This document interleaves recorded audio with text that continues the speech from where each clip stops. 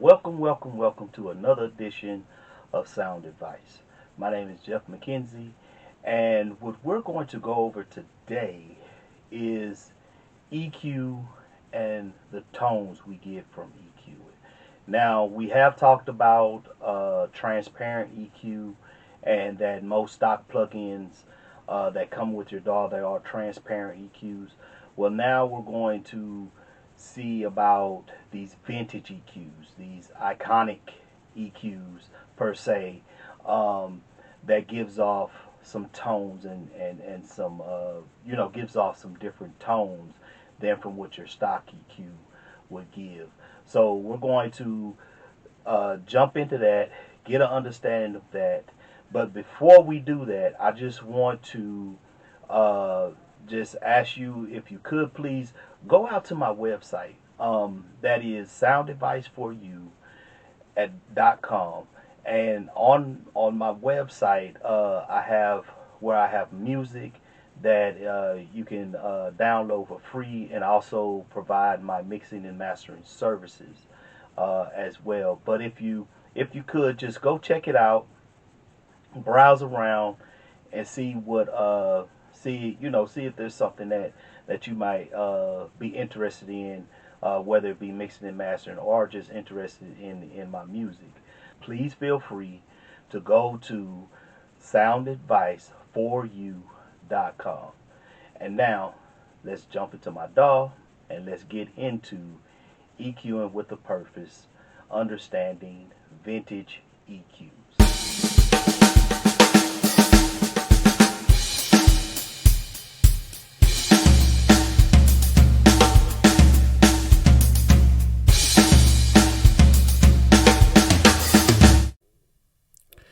Okay. Sorry for don't have a lot of real estate. I got my plugins covering everything up. But this is to kind of help me to go through this a little quickly. And I have a loop here of just a kick. Okay. And all we're going to do is listen to the kick. So I have my plugin that came with my stock plugin that came with Studio One. Okay, and then I have plugins that I've bought that are third party, right? So I have the Pultec, I have the Waves SSL EQ, okay, and then I also have a Universal Audio Neve 88RS channel strip. But all we're going to focus on is the EQ section of this channel strip. We're not going to talk about the gating, and we're not going to talk about the compression. We're just going to focus on the EQ section. All right. And listen to the different tones that each of these vintage EQs have. Okay. So all of these have been modeled after vintage gear. Okay. And we're going to listen to the different tones, because there are different tones on these vintage gear. And then I just threw this in here to just to reinforce what I'm trying to convey across to y'all. So what we have here, and we're going to start off with just the clean signal, clean EQ. And this is what the kick drum sounds without EQ at all. No EQ at all.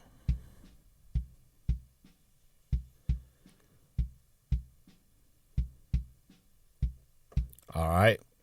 Now, this is what the drum sounds like. The kick drum, sorry. This is what the kick drum sounds like with the stock EQ. That's transparent, that's clean.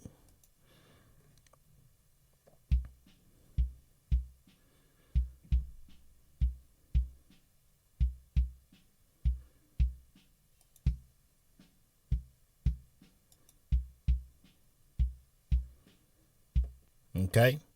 So you hear some more a heftiness to the kick drum from when I had the plug-in bypassed, and then when I engaged the plug-in, you heard a heftiness come in to the kick drum. All right. Now, I know this is not in context with the mix, because what we're trying to do is to just show you the difference. Okay. And also, please listen to this on good studio monitors or good studio headphones to get the best representation for what I'm demonstrating. All right. So now let's move to the Pultec, and let's hear what the Pultec is doing.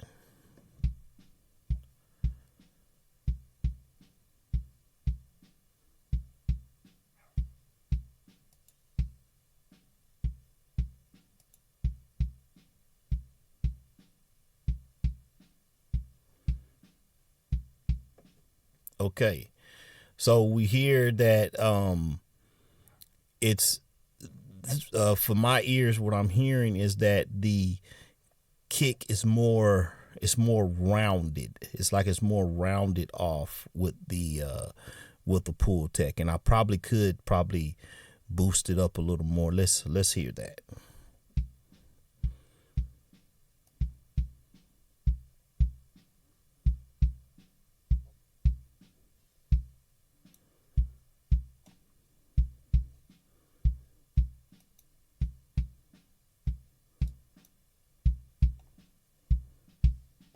Okay, so it still sounded like it's more rounded off.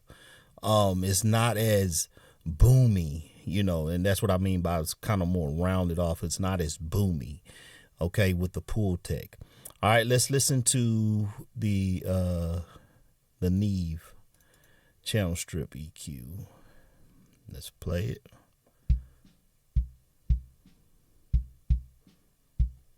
I'm sorry, let's turn that off.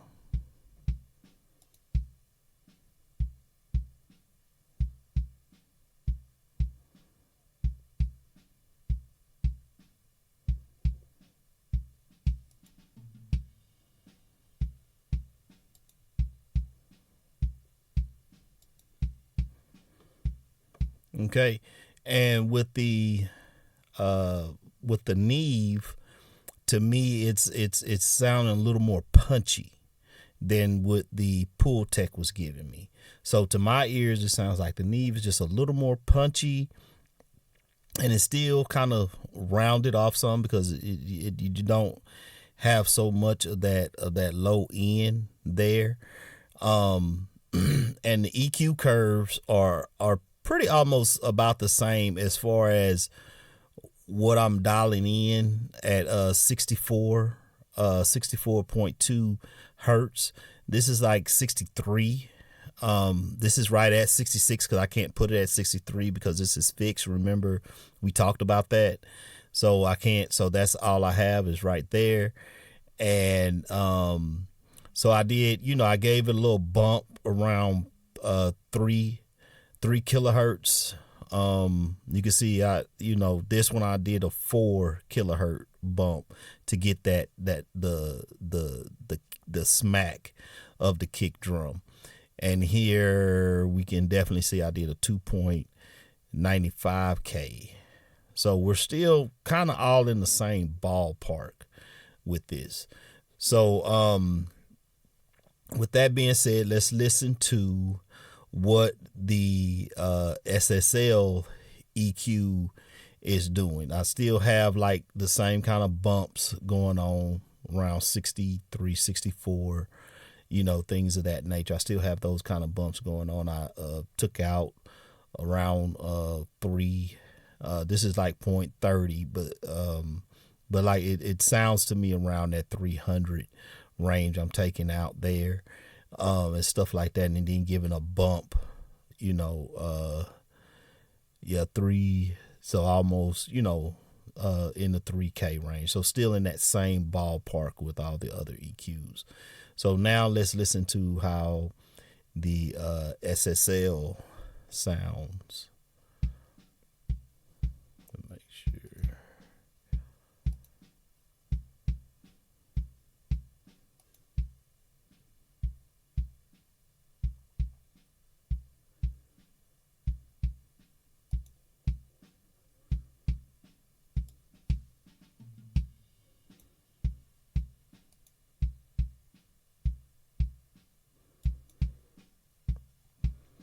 Okay, so and with the SSL, I'm getting more of a boomy type sound with the kick. I don't really like how the top end of the kick, the smack of the kick is the best way I can describe it. But that top end, that smack of the kick, is kind of dull, even where I'm at. Now I could probably raise it up. Let's try doing that. See if we can get a better smack out of that kick.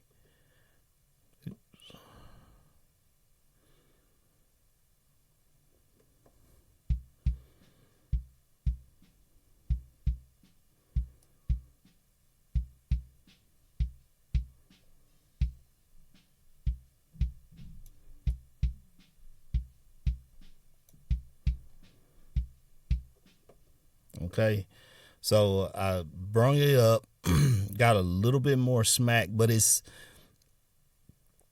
still it still sounds like it needs more taming a little bit, just a little bit more taming to be more defined for my taste, you know. So, but anyway, we can hear different tones that's being presented. Okay. Now, what I'm going to do is I'm going to let it play, and then I'm going to switch to the different ones. Okay, so you can hear everything. So you can hear the difference between which EQs are doing what EQs are doing what to the tone. All right. So let's start with the PreSonus EQ, Pro EQ.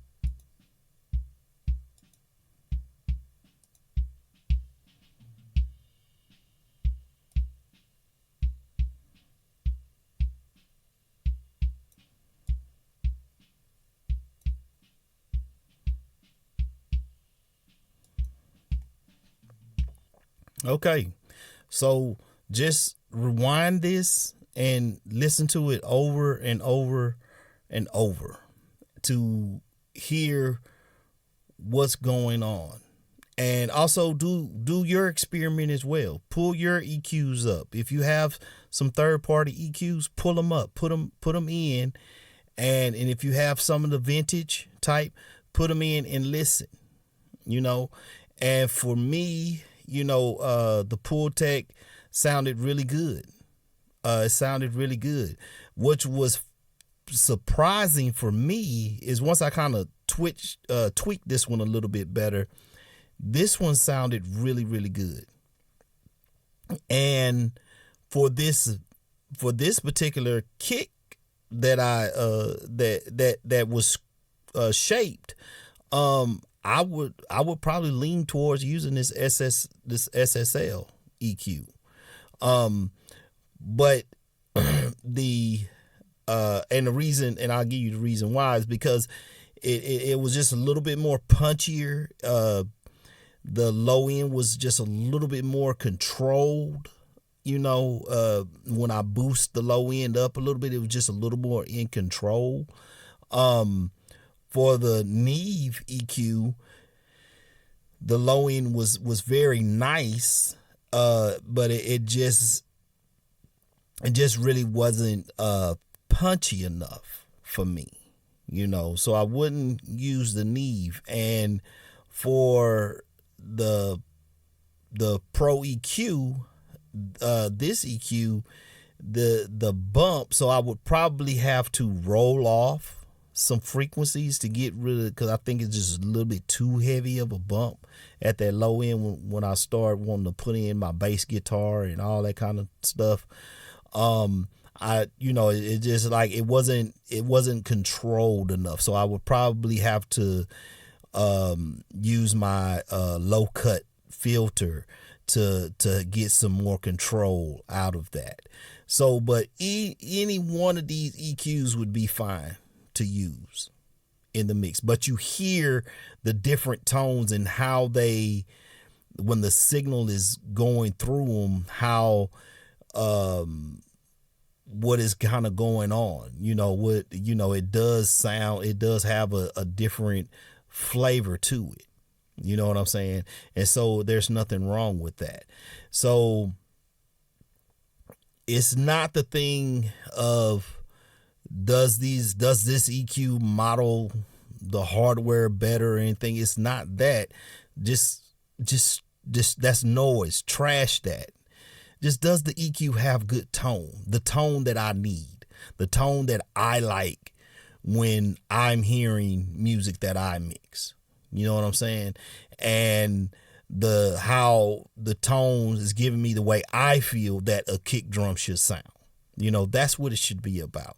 So all of these, I would use any one of these, as the mix would go on, as I'm doing more processing, as I'm, listening,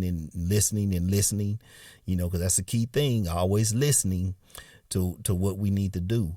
And, like I said, the Solid State Logic would probably be the one I would use for this song, but my mind could change, that's a little bit too punchy. But then I may pull the Pultec up. Okay. I know I get a more kind of subtle rounded in, I don't know. It's whatever it may be. You know what I'm saying? There's so many decisions to be made, and it's what I want the end result to be. And that should be the same for you. It's giving me my end result, and that's what we want. So hopefully this been helpful in you listening to some vintage EQs, and you see that with some of these EQs, you do have fixed frequencies that you can only mess with. You know what I'm saying? So that's one thing about these vintage EQs. And another thing with these vintage EQs, you have to use your ears because there's no spectral analyzers on these plugins, But I would encourage you to build your sound around the tones that sound good for you. Okay? So with that being said, this concludes this portion of the EQ with a purpose. So I hope you get something out of this. I hope this helps you on your next project that you have to mix, or your own project that you have to mix, and just having that understanding of what EQ does.